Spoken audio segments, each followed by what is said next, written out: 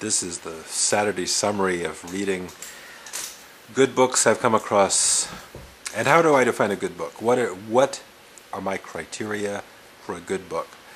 Or to borrow from this one, Cult Control, The Building of a Cult, by someone who goes by the pseudonym, I assume, of Dantalian Jones. Dantalian says this about building a cult. You have to know the criteria of the person that you're attempting to induce to become a cult member. And the way you do this is you say, by asking a series of what's important about questions, you will reach the follower's criteria. You will have to pay attention because you will know it by the subtle response of the follower.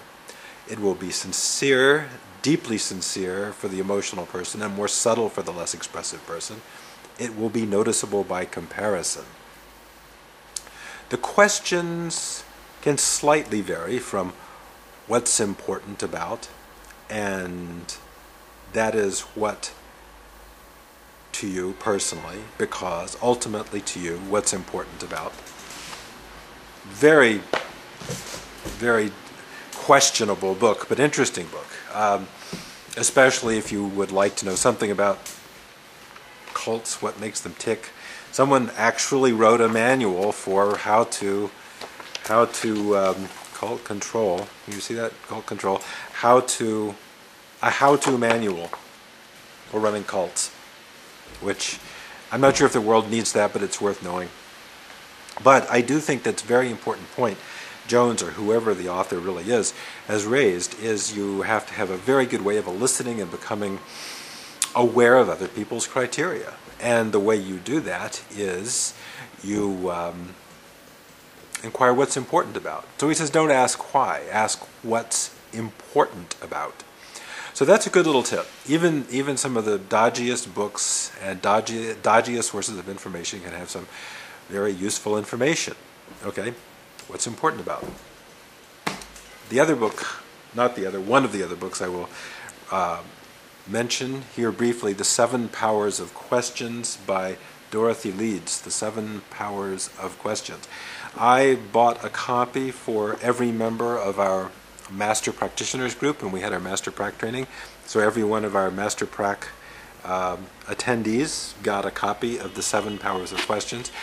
And I've looked at a lot of books on questions and inquiry for the normal average reader who would like to get ahead in life and gain in their relationships, gain in their business transactions, gain in their personal whatever.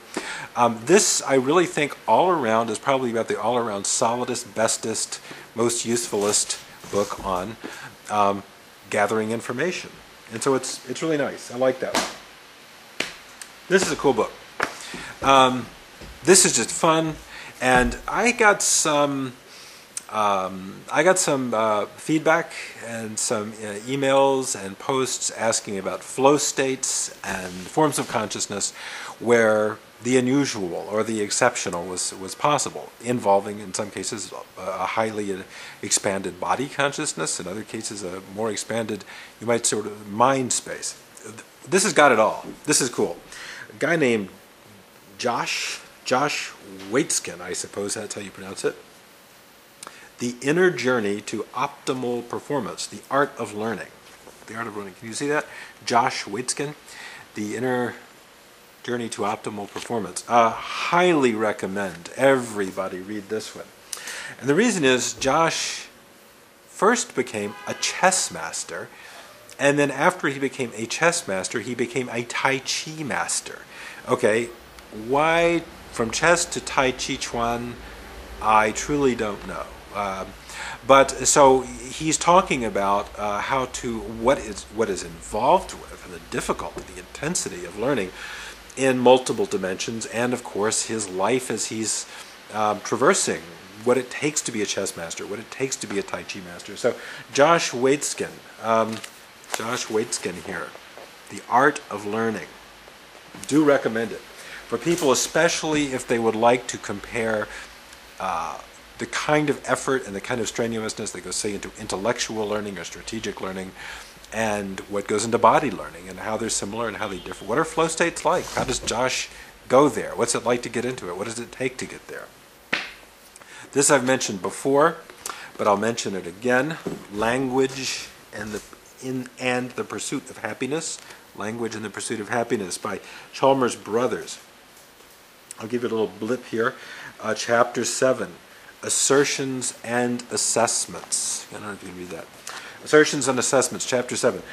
So I think that's an area that Chalmers Brothers touches a lot of areas that NLP is silent on or neglectful of, yet very much ought to know about and very much ought to integrate into NLP thinking, including knowing, clearly being able to make the distinction, say, between an assertion and an assessment. How is an assertion and an assessment different? How do they differ? How are they the same?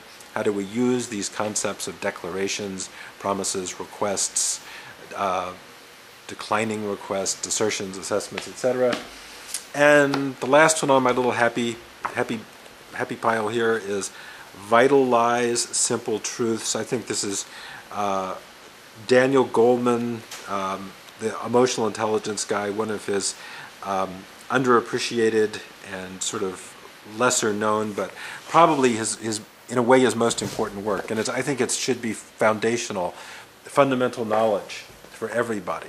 Daniel Goleman, and especially touching on the subject of denial and how denial and negative hallucination affect consciousness. So, cult control, remember, we ask, has issues of eliciting criteria value.